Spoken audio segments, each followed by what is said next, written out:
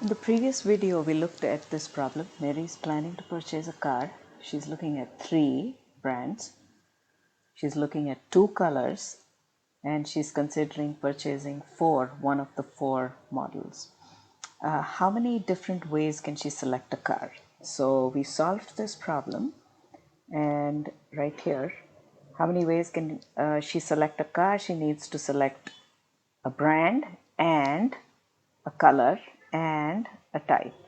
So without any restriction, the number of ways in which she can select a car is 3 times 2 times 4, which is 24 different ways.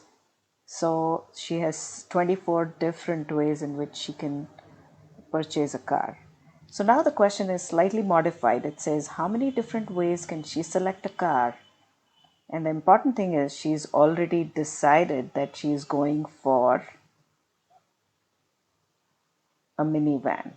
Okay, so now let's select a car. So we're going to select a car. We need to pick a brand and we need to pick a color and we need to pick a type. Okay, so how many different brands are possible? She still hasn't made that choices yet, so that would be 3 different brands from which she's going to choose.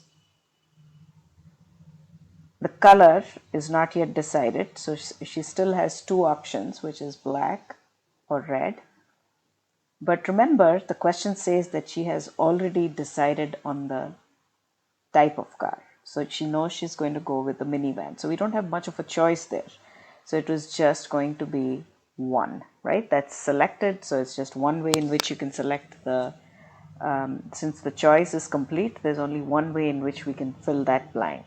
So using or applying the fundamental principle of counting, or we call it the multiplication rule in short, this is going to be 3 times, remember the and translates to multiplication in this case.